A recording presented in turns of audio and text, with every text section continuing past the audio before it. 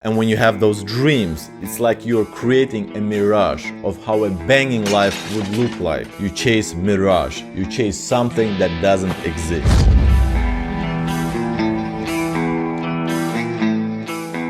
Self-improvement is a popular branch, and as individualism becomes more and more prevalent in highly developed countries, where people do anything to jump on board towards a journey of betterment and flourishment. Most of you probably know why it has become this way. Individualism's motto is "alone means strong," which leads to many of us lying on a bed every evening, contemplating where we're at in life, getting that sweet dose of anxiety before falling asleep, which is good in a grand scheme of things. I mean, how else would you get to know yourself? Where it gets tricky is when we get stuck in that in-between area, wanting a change but doing nothing to realize, to implement those changes. That in-between area gets visited by many people, a type of people that we can call professional dreamers. You see, the longer we wait on life to come to us, to enlighten our existence, the longer we drift away from what we deem to be unreal. Meaning that every time we come up with something exciting, the first feeling towards that goal is that it's untouchable, unreachable. And as time passes and you sit on your ass without taking action to go after those dreams, the more it becomes impossible. The biggest barrier is here, in between your ears. A self-fulfilling prophecy, which can be illustrated in the following way. What is the one thing that can be annoying for an avid weightlifter?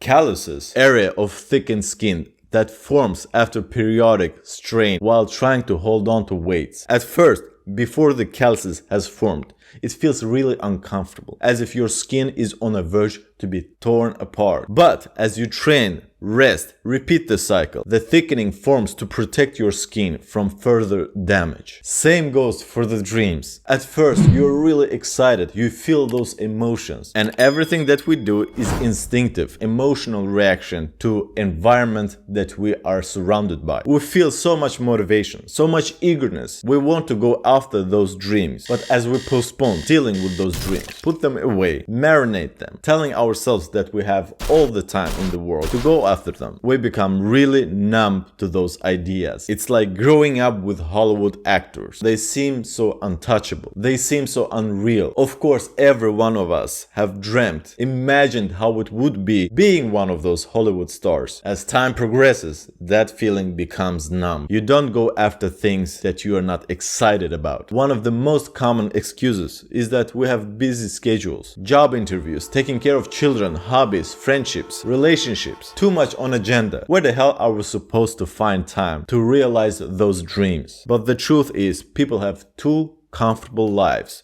to give those dreams any real thought. We have hectic lives and too few hours in a day. But the reality is we spend those hours on errands that have nothing to do with us. We need to feel uncomfortable outside the comfort zone to make things happen. And I've talked about this several times on different videos. Now, here's the thing to why those professional dreamers don't go after things they envision for themselves. Having comfortable life means that you're living in a rut, but not quite satisfied. Having those dreams gives you a sense of anticipation, a sense of hope, representing all the great things in life. And when you're a professional dreamer, as I said before, you are not in a smooth sailing mode, not quite enjoying life to the fullest. And when you have those dreams, it's like you're creating a mirage of how a banging life would look like, which helps us to keep going, enduring all the crap that we face and imagining the end point, fulfilling those dreams. That is exactly what is happening in the mind of a dreamer, a fantasy. You know what's really happening in that kind of a scenario? A typical, if I had this, then I would be happy situation. Want to be in 5 years? Well, to be perfectly honest, I haven't the slightest idea. Where we keep telling ourselves that if we reach a certain goal, which can look in different ways, something materialistic, financial, or getting an education, every excuse that we come up with to postpone our lives. Those kind of people never live in the moment, rather in milestones. And we know what happens when we reach those milestones, right? Tell me. What? I'm waiting. Come again? Exactly. Zilch. Zero, nada, nothing. Getting an education, securing a great job, becoming a member of a millionaires club, both financially and subscriber-wise, nothing changes. Life doesn't even blink. The only thing those milestones leave us with is the hollow feeling, the emptiness. Dreamers realize that, consciously or subconsciously, so they live off that anticipation, that hope. It's an imaginary light at the end of the tunnel, but that tunnel never seems to end. Those dreamers become addicted to their dreams. Because you know why?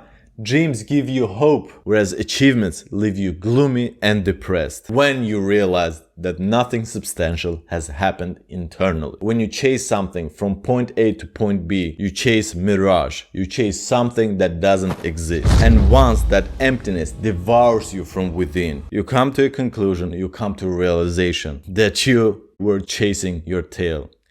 So what's the moral of this video?